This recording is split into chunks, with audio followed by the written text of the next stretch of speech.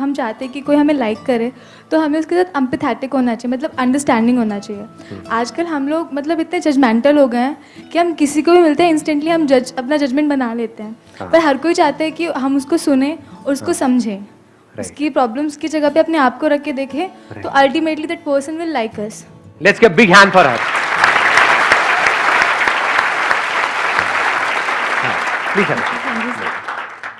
जो हमें जज करते हैं वो लोग हमें अच्छे लगते हैं, जो हमें एक्सेप्ट करते हैं वो लोग अच्छे लगते हैं। एक्सेप्टेंस का मतलब क्या है कि जो हमको जज ना करे, यानी कि जैसे हम हैं वैसे एक्सेप्ट कर ले, हम पे लेबल ना लगाए कि तुम्हारे अंदर अच्छा है या बुरा है, ये व्हाटएवर। क्योंकि लेबल लगाने का राइट आपको तब है किसी के ऊपर जब आप खुद परफेक्ट हो। You all keep judging people all the time. कि जरा सा न्यूज में किसी के बारे में कुछ आ गया, 1 सेकंड में हम अपना जजमेंट पास कर देते हैं कि ये बंदे ने ऐसा कैसे कर दिया, इसने ऐसा कैसे कर दिया, ये कितना घटिया आदमी है। आप बहुत बढ़िया आदमी हो, आपने कभी कुछ गलत नहीं किया अपनी लाइफ में, सोचा है कभी? तो this is like looking in the mirror. तो वो ही दूसरे को जज नहीं करेगा जो खुद को अच्छे से समझता है, जिसको ये डाउट है, क्योंकि बहुत लोगों को डाउट होता है कि मैं तो बहुत अच्छा इंसान हूं समझे? तो वो 1 मिनट में सामने वाले के ऊपर लेबल लगा देगा, देखो मैं तो अच्छा हूं, ये बुरा है, मैं सही हूं, ये गलत है। जब हम अपने को अच्छे से समझ जाते हैं कि मेरे में भी बहुत सारी गड़बड़ है और बहुत कुछ सही है, ऐसी सामने वाले में बहुत कुछ गड़बड़ है, बहुत कुछ सही है, दैट इज एक्सेप्टेंस। यानी कि आप सामने वाले को तब तक एक्सेप्ट नहीं कर सकते जब तक कि आपने खुद को पूरी तरह से एक्सेप्ट नहीं कर लिया है। ठीक है जी, और बताइए सर। मतलब अगर हम पॉजिटिव थॉट्स रखेंगे और लोगों के बारे में भी और उस पर्सन के बारे में भी, तो वो मतलब हमारे अंदर से पॉजिटिव वाइब्स आनी चाहिए किसी भी चीज़ के लिए। बट पॉजिटिव वाइब्स कैसे आती है, कभी सोचा है? हम सब चाहते हैं, नहीं चाहते कि हमारे अंदर से पॉजिटिव वाइब्स आए, तो जो भी हमसे मिले वो हमारी तरफ खिंचा चला जाए या खिंची चली जाए, व्हाटएवर। तो do we want that kind of a personality, या फिर ऐसा जैसा एक वो मच्छर मारने की दवाइयाँ नहीं होती हैं कि मतलब जैसे मच्छर दूर भागते हैं तो ऐसे कोई भी आपके पास आए तो दूर भागने लग जाए? Do we want that kind of a personality? लेकिन ज़्यादातर लोगों की ऐसी पर्सनालिटी होती है कि उनके पास जाते ही थोड़ी देर में दूर भागने का मन करता है। क्यों? क्योंकि उनकी जो थिंकिंग है अंदर, हमें लगता है कि हमारी थिंकिंग के बारे में सामने वाले को पता नहीं लगेगा, लेकिन जैसा हम सोच रहे होते हैं उसी लेवल की हमारी एनर्जी निकल रही होती है हमारे अंदर से। यानी कि अगर हम किसी के बारे में भी उल्टा सोच रहे हैं, उस पर्सन के बारे में नहीं, आपके घर पे कोई पंगा हुआ है और अपने पेरेंट्स से लड़ाई झगड़ा करके आए हो, उनके बारे में भी उल्टा सोच रहे हो, तो आपके अंदर से पॉजिटिव वाइब्स आएंगी, नेगेटिव आएंगी? तो इसको ध्यान से समझ लेना, this is very very interesting. क्योंकि बाय नेचर हम सबका बाय डिफॉल्ट जो नेचर है वो क्या है कि जो लाइफ में कमियां हैं उसको देखना, या जो आपकी लाइफ में अच्छा हो रहा है उसको देखना। बाय डिफॉल्ट ध्यान कहाँ जाता है? कमियों की तरफ। जैसे दांत टूट जाता है तो जीभ बार बार कहाँ जाती है? जो दांत है वहां पर जाती है, या हाँ जहां नहीं होता है वहीं पर जाती है। ऐसे ही लाइफ में हमारी जो कमियां होती हैं, जो प्रॉब्लम्स होती हैं, वहीं पर हमारा ध्यान जाता है। क्या कभी भी ऐसा होगा आपकी लाइफ में जब कोई प्रॉब्लम नहीं होगी, कोई कमियां नहीं होगी, सब कुछ परफेक्ट हो रहा होगा? Is it possible at any stage in life? हाँ, दैट इज नॉट पॉसिबल। तो क्या होगा? हमारा ध्यान बाय डिफॉल्ट कमियों की तरफ रहेगा।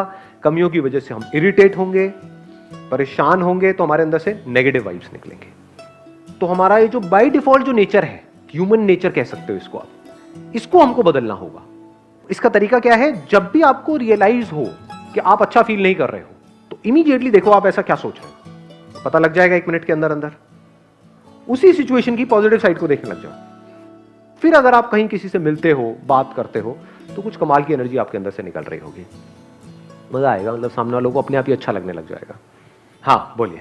अगर हम चाहते हैं कि कोई हमें लाइक करे तो हमें सबसे पहले ऑनेस्ट होना होगा। एज इन अगर वो गलत है तो वो उसको बोलना पड़ेगा तो गलत है, लेकिन सर इससे ना वो बुरा मान जाते हैं। अगर सपोज जैसे ना मेरे को ऐसी आदत नहीं है कि मैं किसी को ना नहीं कर पाती, और इस वजह से मैं बहुत सफ़र करती हूँ। जैसे ही अगर मतलब मेरे पास ऐसे कोई डिसीजन आ जाए जिसमें मुझे येस और नो बोलना है उस बंदे को, तो मैं नहीं बोल पाती नो, तो मुझे ऐसा लगता है कि वो कहीं ना कहीं हर्ट होगा। लेकिन जो जैसे बोल देते हैं ना नो, तो वो चीज़ होनी चाहिए। लेकिन मेरे को ये चीज़ सॉल्यूशन लेना है कि कैसे नो बोले बिना उसको हर्ट पहुंचाए।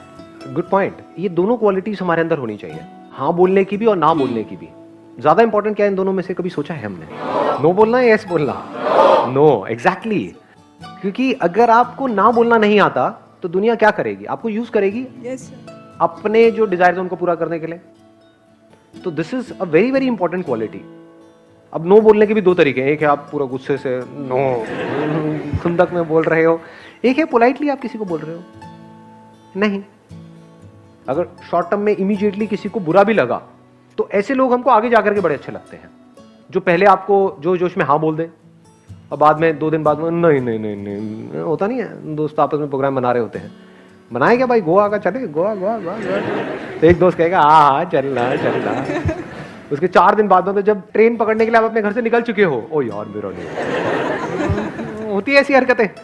ऐसे बंदे हमको पसंद है, या फिर वो जो पहले ही मना कर दिया उन्होंने, पहले ही बोल दिया नहीं भाई मैं नहीं जा सकता। तो you must be very clear about yes and no, both the things. यानी कि जो है सच बोल देना है, डोंट बी रूड, क्योंकि ऑनेस्टी का मतलब कई बार हम ये निकाल लेते हैं, मतलब we tend to be rude in order to be honest. वो नहीं करना है। You can be politely honest.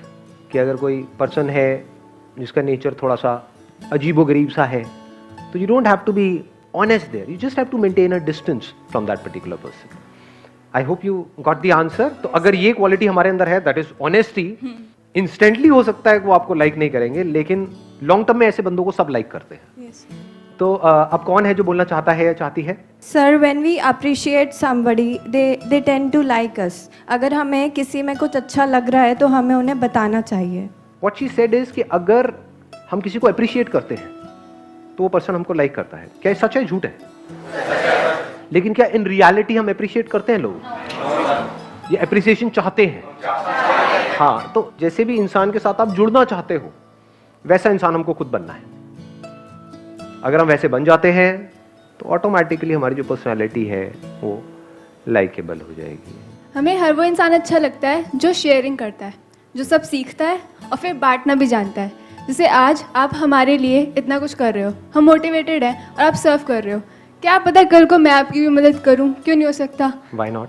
ऐसे ही मैं किसी और की भी मदद करूं तो अच्छा बॉन्ड भी बन रहा है, मैं शेयरिंग भी कर रही हूँ और कुछ सीख के सिखा भी रही हूँ। तो ऐसे लोगों के पास हर कोई जाना चाहता है।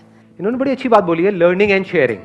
शेयर सिर्फ वो कर सकता है जो लर्न कर सकता है। बिना लर्न करे हम क्या शेयर करेंगे? आप समझ गए? शेयरिंग में भी बहुत लोगों के अंदर एरोगेंस आ जाता है। हाँ तेरे पास में कम है, ले चल भाग यहाँ से।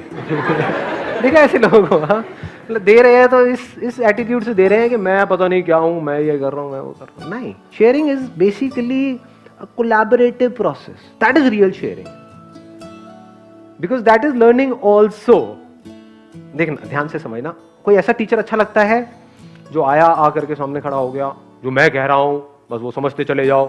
कोई क्वेश्चन पूछ रहा है भागे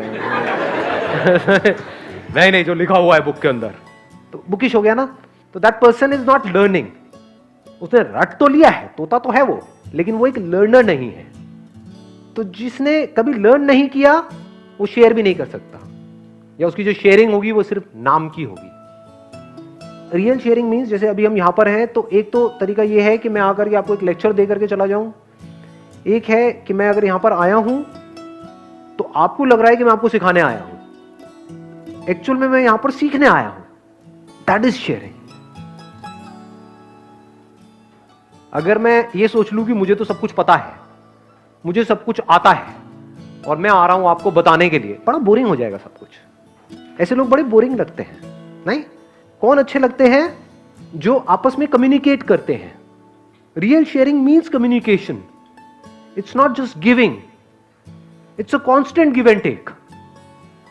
जैसे मैं जब हर सेशन में आ रहा होता हूं तो मैं ये सोच करके नहीं आता कि आपको कुछ सिखाना है, क्योंकि आपको सिखाना मेरे क्या किसी के बस में नहीं है।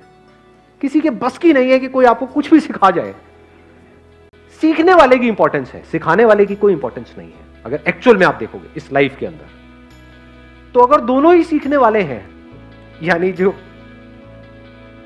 लग रहा है कि सिखा रहा है, अगर वो भी सीख रहा है और सामने जो लोग बैठे हैं वो भी सीख रहे हैं, ये रियल शेयरिंग है, क्योंकि अब दोनों ग्रो कर रहे हैं।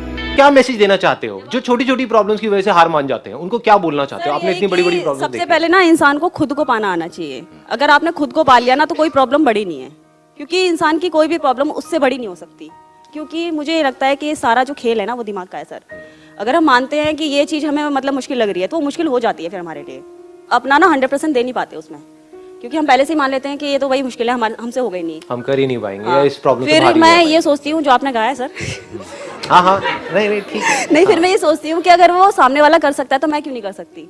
क्योंकि उसके पास भी वही हाथ पैर है, हमारे पास भी वही है सेम, तो फिर सर हम क्यों नहीं कर सकते? Very nice, please please.